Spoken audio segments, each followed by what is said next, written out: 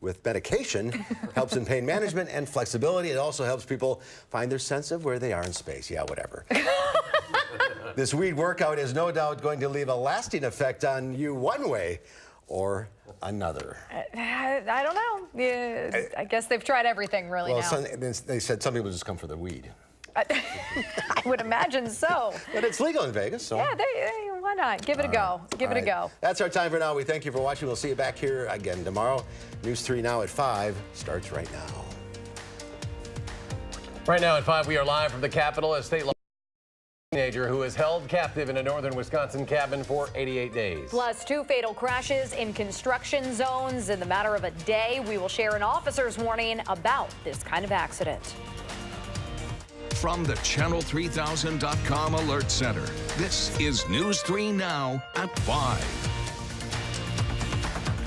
Thank you so much for staying with us here on News 3 Now. 2 fatal crashes in construction zones have law enforcement asking all of us to be a bit more cautious. One happened in Columbia County, the other in Sauk County. Our Keely Arthur joins us now live in Sauk City with more details. Keely? Well, 1 person was killed and 2 others injured at this intersection right around this time yesterday. Authorities say a driver was making a left turn when they collided with somebody else. As you can see, this is a construction zone, and that is the common theme between this crash and the one over in Columbia County. 1 person died and 7 are injured after a freight truck crashed into 5 cars. Authorities say the truck failed to slow down as it entered a construction zone on US 151. We spoke with Sauk Prairie PD about both accidents. An officer there tells us the DOT monitors these situations to make sure there isn't an issue with traffic patterns causing the crashes. If you see the same cause happening at the same location, then obviously that's something the DOT needs to look at, and they look at our crash reports to see if the same crashes are happening at the same locations. Right now, there doesn't appear to be an issue with engineering of traffic, rather an issue of distracted driving and speeding. And another reason to stay attentive, other than staying alive in a construction zone, is that fines double when you make a violation here. Back to you. A lot of times, first time you see that construction zone, you really got to figure it out, drive slowly, and take care out there. Keely Arthur, live in Sauk County. Keely, thank you. Well, we've strung a couple of good days together now. With your first alert weather now, we go to Chief Meteorologist Gary Canalti. He's on the weather patio enjoying the weather out there right now. Gary? Yeah, actually, it's not too bad right now. We got a little bit of sunshine, got a few clouds, but tomorrow we'll probably see some showers and thunderstorms, and there could be the potential for some severe weather. So let's start out by taking a look at visible cloud track. You can see we've had plenty of sunshine today. A few clouds have popped up during the afternoon, but as we look at radar, there's really not much out there. There have been a few sprinkles over parts of central Wisconsin.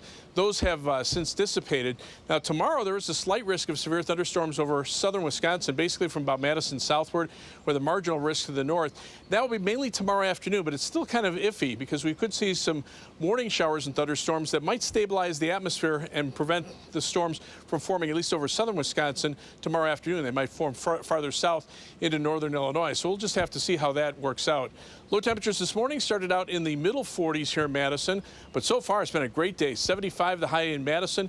No lake breeze, temperatures in the 70s all the way up to the Lake Michigan shoreline thanks to winds out of the south and southeast. And current temperatures, lake breeze has cooled things off just a little bit into the 60s in the Milwaukee area.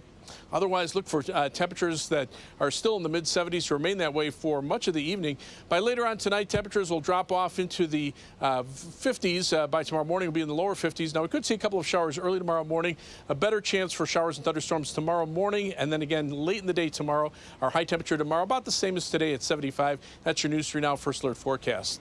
Okay, Gary, thank you. A Madison school district teacher is facing reckless child abuse charges for allegedly slamming a door in a student's face. It's not clear at which school this happened, but the teacher, Christopher Rumbelow, is listed on Franklin Elementary's website as a gym teacher. The complaint says the student left the classroom after a disagreement and repeatedly slammed the classroom door, even kicking it at one point when Rumbelow asked him to keep it open. Rumbelow then opened the door and the handle apparently struck the student in the forehead. A statement from the district reads, quote, as soon as the incident occurred, the staff person was immediately put on administrative leave. The employee will remain on leave while the criminal process is ongoing, and we will take appropriate follow-up steps based on the outcome of that process. Rumbelow is due in court tomorrow morning for an initial appearance. The man suspected of spraying an officer with pepper spray is in jail this afternoon after being spotted in Sauk County.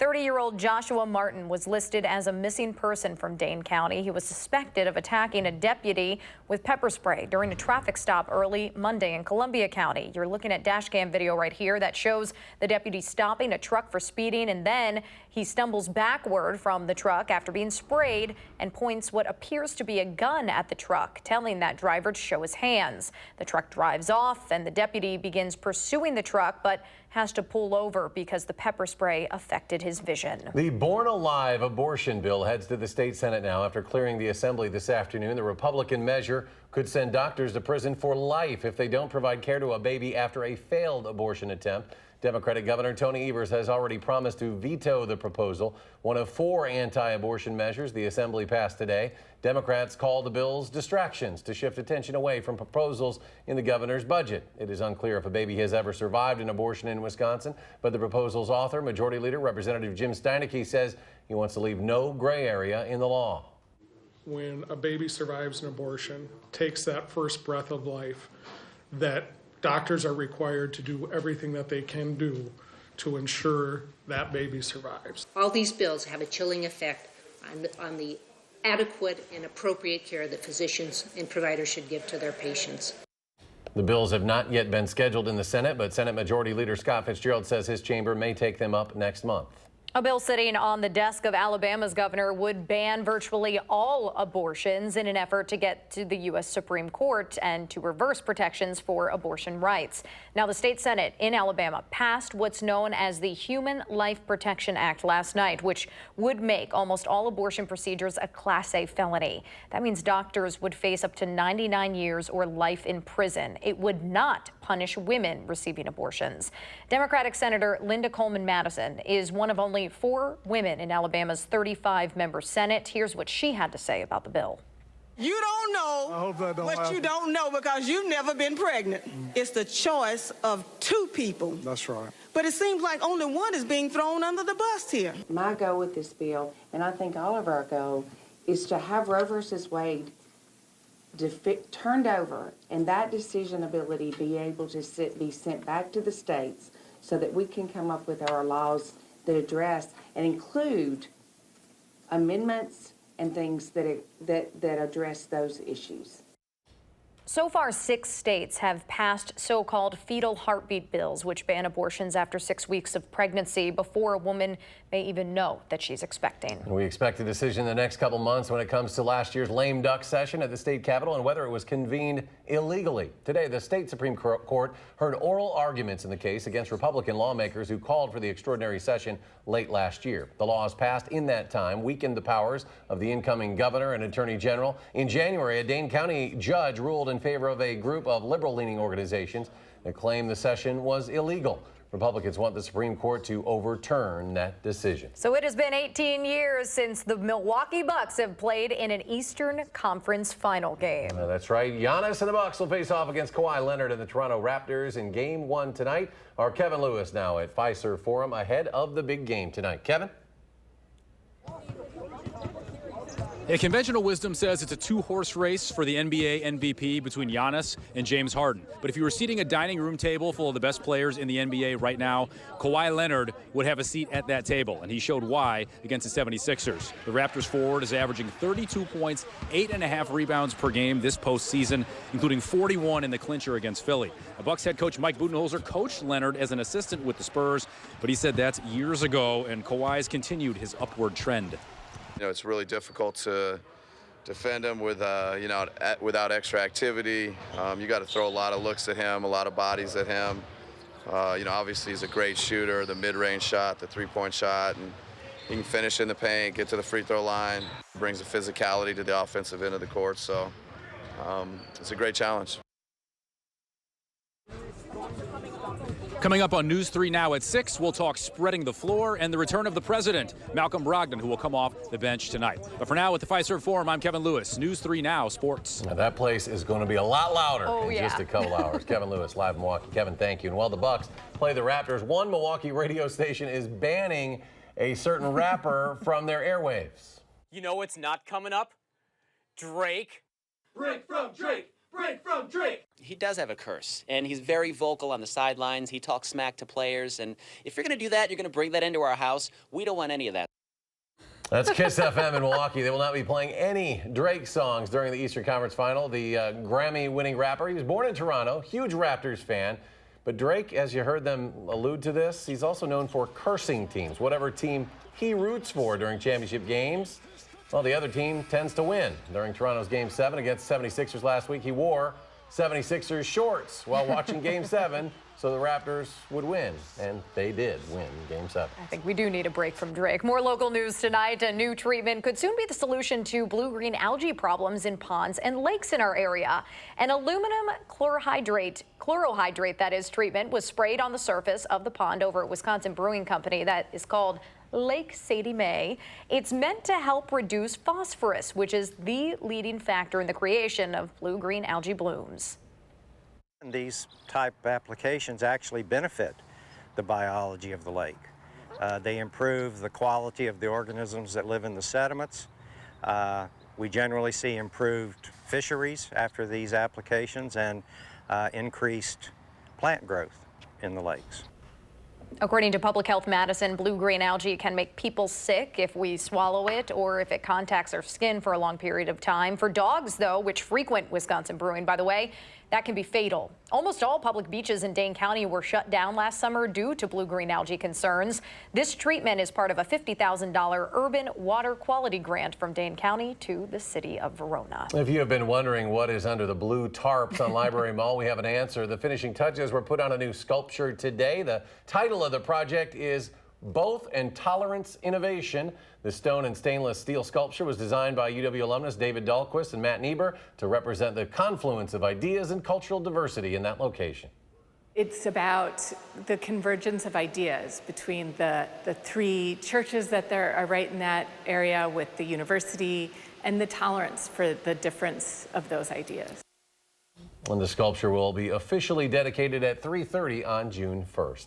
There is more to come on News 3 Now at 5. Up next, new security video shows a woman pushing a Las Vegas man off a bus, why she is now facing murder charges. Plus, California fire investigators are saying who is to blame for starting the deadliest wildfire in that state's history. And the numbers from Wall Street: the Dow up 116 points, the Nasdaq adds 88, while the S&P 500 jumps 16.5. We'll be right back.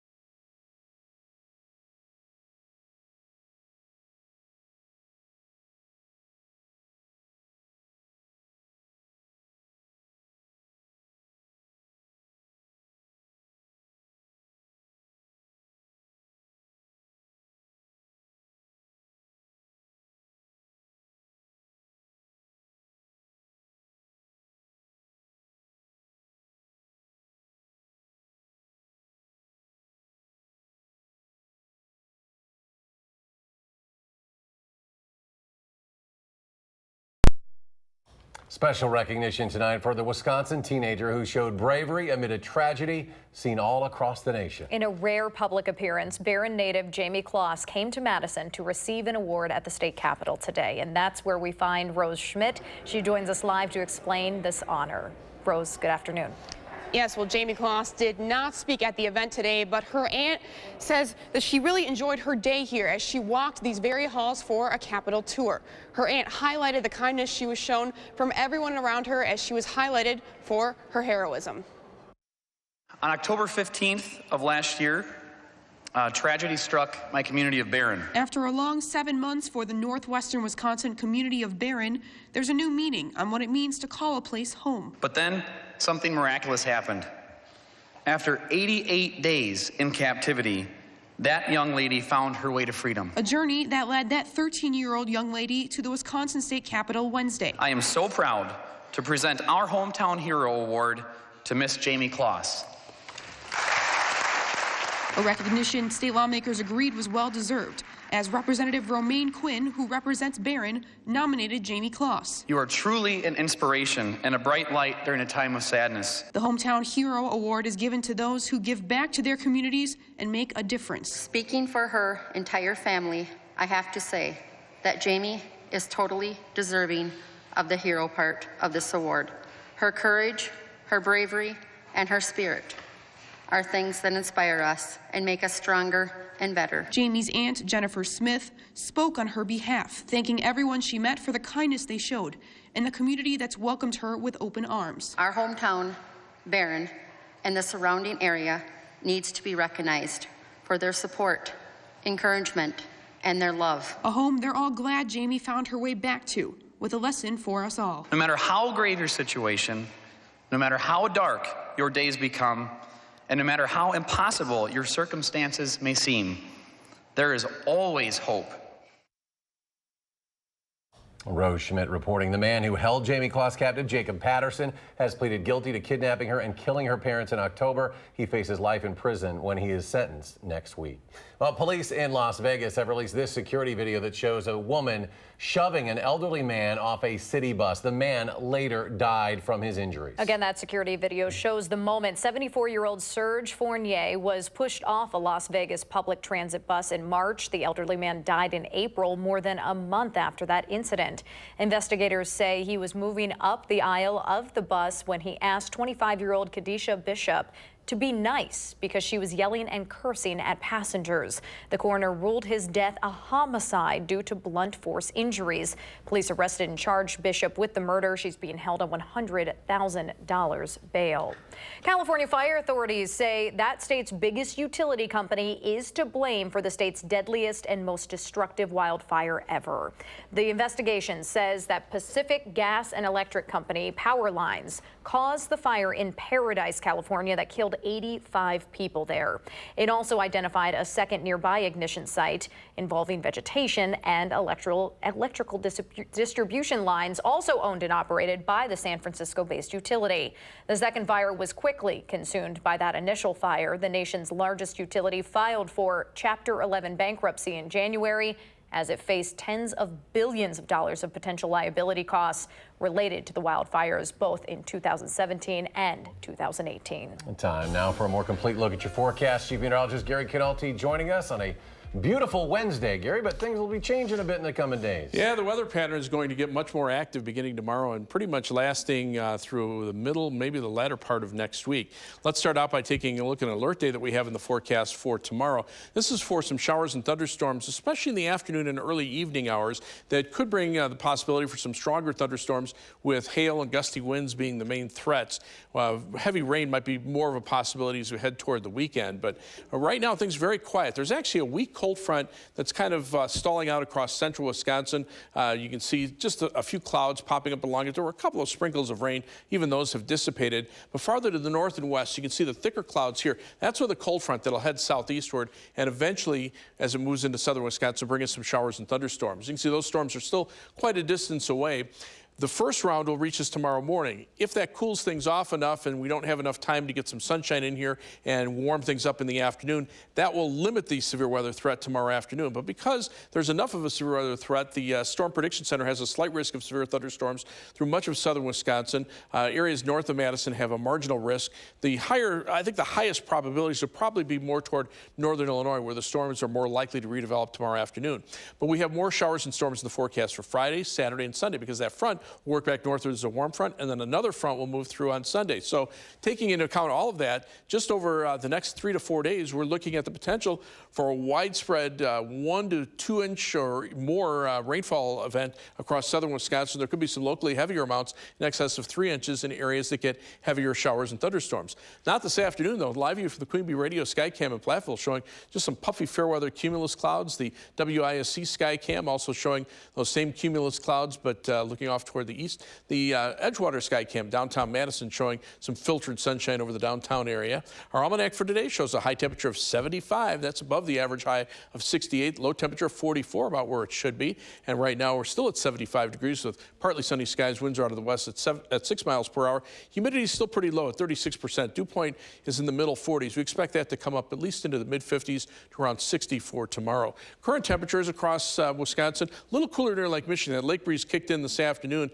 High temperatures still hit the 70-degree mark in Milwaukee before it started to cool down, but inland locations are still in the 70s. Notice Superior, they were at 44 degrees right now because they're getting a northeasterly wind right off of Lake Superior. But the rest of Wisconsin either seeing winds out of the west or southwest or a little bit of a lake breeze right near the Lake Michigan shoreline. On the weather track, upper level winds right now still from the northwest, but notice the jet stream bulging out to the west of us. That's the warmer air that's developing out to the west. Temperatures have been in the 80s and 90s over Kansas, but eventually that moisture will start tapping into, or the storm system will start tapping into moisture from the Gulf of Mexico. As that warm front heads northeastward, we'll see better chances for showers and thunderstorms tomorrow. Our forecast for tonight calls for partly cloudy skies. Look for a low temperature of 50. It'll be mild overnight, but shower and thunderstorm chances could develop by early tomorrow morning. We'll see it around tomorrow morning and then later in the afternoon with a high of 75. On future track, you can see this. Quiet for much of the night. Then by morning, you can see those showers and thunderstorms just about to the La Crosse area. They'll move through tomorrow morning, a break, and then we could see some storms develop tomorrow afternoon right where that wind shift takes place between southwest and west. So somewhere in there could be a shower or thunderstorm. Once that clears out, quiet for much of tomorrow night. There may be a round of showers and storms by tomorrow morning or Friday morning, and off and on chances into Friday, keeping temperatures in the 60s. Rainfall amounts generally, again, in the 1 to 2 inch plus range as we head all the way through the weekend. 7 to 10 day forecast. You can see those shower and thunderstorm chances in the forecast for Saturday and Sunday. Next week around midweek, but then that could be followed by warmer weather with high temperatures around 80 by the end of next week. As we take a look at first alert traffic, oh boy, that's the belt line at Park Street right now. Looks like there's a stall in the left-hand lane there, and you can see that traffic is pretty slow in both directions. In fact, eastbound on the belt line, delays start right around West Broadway and go back to west of Verona Road. Westbound, the delays start around Fish Hatchery Road and go back to around Park Street. As far as travel times are concerned, a little more than a half hour now on the eastbound Beltline from University Avenue to the interstate, 20 minutes going back in the westbound direction. Heading out of Madison, it's 28 minutes down to Janesville on I-3990, 20 minutes to Sauk City on US 12, and 22 minutes on East Washington Avenue and US 151 at Sun Prairie. That's your News 3 Now First Alert for traffic. Gary, thank you. Ahead on News 3 Now at 5, how changing what you eat can reduce your risk of developing breast cancer. After a short break, stay with us.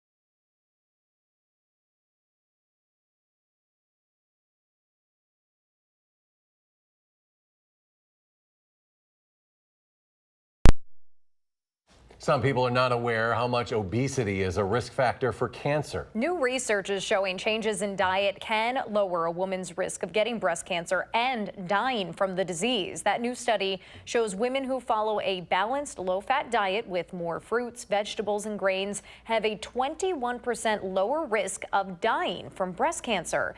The study looks at nearly 49,000 postmenopausal women, and one group adopted a low-fat diet for 8 years. The other continued their normal diet. Along with fewer deaths, the women who ate low-fat also saw fewer breast cancer diagnoses. There are things we cannot control about breast cancer recurring or developing it in the first place. But the very, very interesting thing about the study is it shows us there are things we can control. Things like diet, maintaining a healthy body weight. So doctors are recommending patients eat less red meat and processed food and sprinkle in some healthy plant-based fats like olive oil, nuts, seeds, and avocados. Stay with us. We'll have one final check of your forecast in just a moment.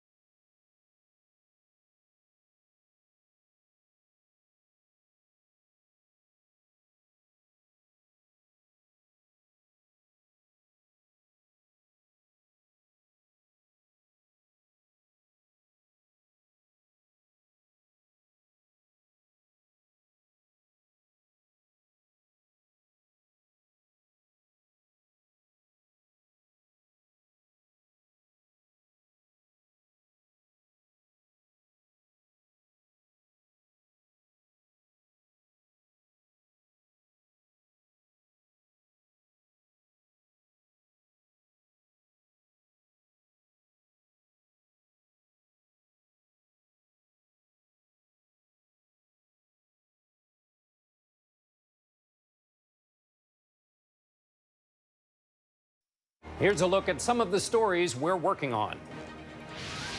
Alabama lawmakers pass a near total abortion ban, sparking a new national debate about reproductive rights. We'll take a look at the latest efforts to stop robocalls and a glimpse at the largest T-Rex to roam the earth. That's tonight on the CBS Evening News. Quite a bit of rain on the way, it looks like, at least chances. Yeah, and also the possibility for some severe weather as well. You can see storms way out in the Dakotas where a severe thunderstorm watch has been issued, but severe weather threat for tomorrow across southern Wisconsin and even into Friday, too. So we'll have to keep an eye on that. But at least the temperatures are nice. Mid-70s, nobody's going to complain about that. More updates in 30 minutes. Stay tuned for the CBS Evening News.